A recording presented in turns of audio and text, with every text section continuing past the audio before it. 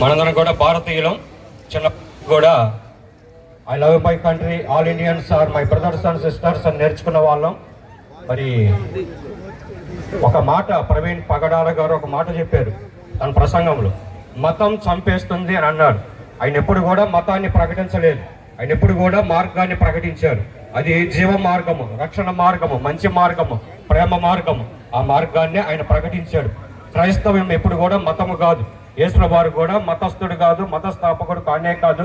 ఆయన మార్గాన్ని ప్రకటించిన అద్భుతమైన ప్రేమ కలిగిన దేవుడు. ఆయన జీవాధిపతి. మనందరి కొరకు మరి సర్వమానవాళి పాపం కొరకు, పాప ప్రక్షాళన కొరకు రక్తం చిందించి ప్రాణము బలిగా అర్పణగా అర్పించి ప్రేమతత్వాన్ని నేర్పించిన అద్భుతమైన దేవుడు యేసువారు.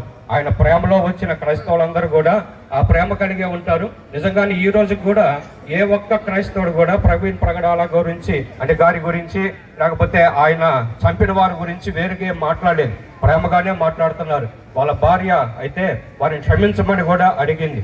సో ఇవన్నీ కూడా మనం అర్థం చేసుకోవాలి. ప్రేమతత్వము మరి చెబుతూ ఉన్న వారిని మరి ఎందుకనో ఈ మునుపు అయితే భారతదేశంలో ఈ పరిస్థితి లేదు. గత 15 సంవత్సరాలుగానే ఇలాంటి మతం ఎప్పుడు కూడా మంచిని నేర్పించాలి, మతం ఎప్పుడు కూడా క్షేమాన్ని కలుగజేయాలి, అంతేగాని ఉన్మాదాన్ని పుట్టించకూడదు, ఉన్మాదాన్ని కలిగించకూడదు. అది ఏ మతమైనా కానీ అది మనం అర్థం చేసుకుంటూ ఇది మతము కాదు, మత ప్రచారము కానే కాదు, ఒక మరి దైవజనుడికి జరిగిన కొంచెం అన్యాయం. అందరూ కూడా మరి చక్కగా మరి దీనికి స్పందించండి. ప్రభుత్వాలు కూడా మాకు నమ్మకం ఉంది, క్రైస్తవులకు మేము నమ్ముతున్నాం, త్వరగా స్పందించి న్యాయం చేకూర్చవలసింది అడుగుతున్నాం. మరి ఇవి జరిగిస్తున్న మరి సెంట్ మార్క్స్ లూథరన్ చర్చి వారి కమిటీ వారికి చాలా మరి ఎంతైనా అభినందనీయులు. దేవుడు వారిని దీవించునుగాక.